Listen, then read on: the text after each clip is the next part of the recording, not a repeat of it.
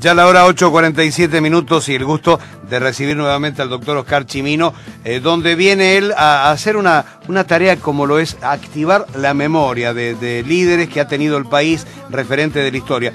En este caso, en el marco de un nuevo aniversario del fallecimiento de Hipólito Yrigoyen, que se conmemoró en la víspera. Bienvenido, doctor Chimino. Hola, ¿qué tal? Bueno, hoy, digamos el día de ayer, se conmemora la muerte de Hipólito Yrigoyen, uno de los pilares fundamentales del radicalismo, y un hombre verdaderamente que al pasar el tiempo como que se olvidan, ¿no es cierto? Los partidos políticos tradicionales se olvidan de las personas que armaron ese partido, y más fundamentalmente desde lo ideológico y en la práctica política. Hipólito Yrigoyen, de un muchacho de una situación económica muy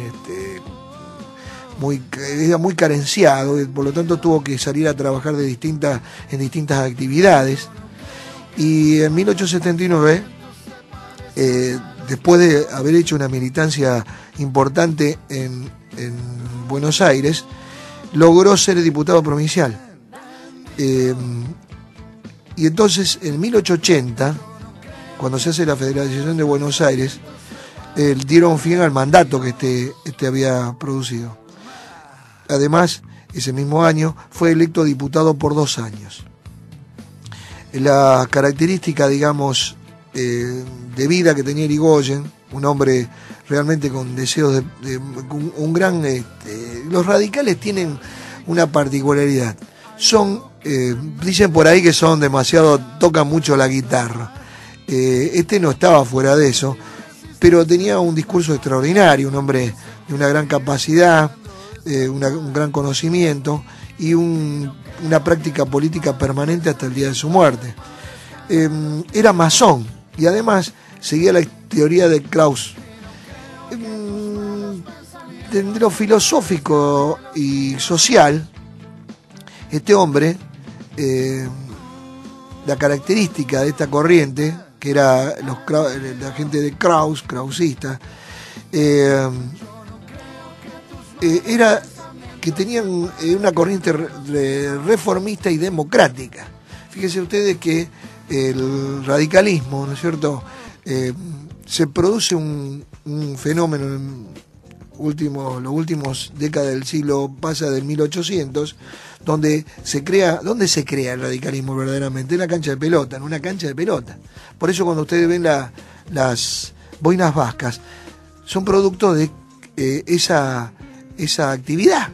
Y la gente por ahí dice, ¿para qué se pusieron esas boinas? Esa boina también tiene que ver con una revolución producida en 1890. Doctor, hubo también una célebre publicación dentro del radicalismo como fue el Frontón. Claro, porque justamente en la cancha de pelota Paleta, no recuerdo el lugar, el club, ahí es a donde se genera, digamos, ese movimiento político. Y ya decía que las bases ideológicas eran de Krauss, un filósofo que planteaba distintas formas de reforma de las estructuras, y peleaban por el sistema democrático, ¿no es cierto?, que en ese momento estaba muy vapuleado acá. ¿Quién votaba acá? No votaba nadie. Entonces, bueno, los muchachos hacían unas tranzas espantosas, estaban los conservadores, en el poder tuvieron muchísimos años, estuvieron muchos años también en el siglo XX los conservadores, hicieron un desastre los conservadores. Aún hoy los conservadores siguen pensando que el mejor gobierno fue el de ellos, ¿cierto? Yo recuerdo a un colega mío que dijo los otros días, no, la mejor época fuera de los conservadores, y yo le dije, sí, está bien, pero mis abuelos, que eran analfabetos y que vivían le decían cotorro, vivían en un pensionado, 150 tipos amontonados, con enfermedades, tuberculosis, de todo, que habían venido algunos con una cuchara, los italianos, y con la asada, eso es lo que traían. Bueno, es verdad, para ellos, para ese sector minoritario era importante. Bueno, Hipólito Yrigoyen, para reducir de algún modo su historia, fue presidente de la República en 2 oportunidades. Fue un hombre del derecho, fue un hombre que junto con Perón, con San Martín, Rosas, Irigoyen y Perón forman ese cuadro importante de lo que nosotros llamamos el movimiento nacional, porque la primera vez que se moviliza un sector importante de la sociedad, ¿cierto?, es con el radicalismo, y eso no había ocurrido nunca en la Argentina. Los radicales produjeron un gran fenómeno en la República, una gran reforma de las instituciones, y bueno, los radicales también, cuando cae Irigoyen y viene Justo, el levantamiento de Justo, ellos, los radicales, apoyaron eso, fueron en contra, digamos, de Justo, y apoyaron la revolución, ¿no es cierto?, contra este militar. Pero, ¿qué hicieron al final, digamos, de la historia? Antes del 55, los radicales se plegaron al movimiento nacional y popular que conducía Juan Domingo Perón. Y los radicales, la mayoría de los radicales, fueron los primeros diputados que tuvo Perón. Y sus ministros eran radicales. O sea que los radicales entendieron el proceso revolucionario del peronismo y por lo tanto los cerebros más importantes del radicalismo se pasaron al peronismo. El doctor Oscar Chimino, valoramos este aporte a la memoria, bueno, gracias. En este caso recordando la persona de Hipólito Yrigoyen, que en la jornada pasada se cumplió un nuevo aniversario del fallecimiento. Muchas gracias. La marca de la historia con el doctor Oscar Chimino junto a nosotros.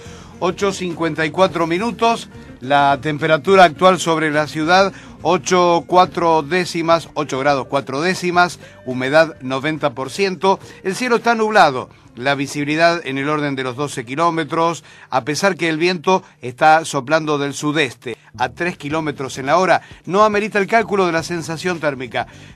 Vamos a apelar a las informaciones de último momento. Celebración del 4 de julio en los Estados Unidos, dicen las informaciones, estropeada por seguir 1 millón de usuarios sin luz. Usted está escuchando Radio Gran Rosario, 88.9. La de mayor alcance, la más profesional, la de mayor audiencia. Radio Gran Rosario.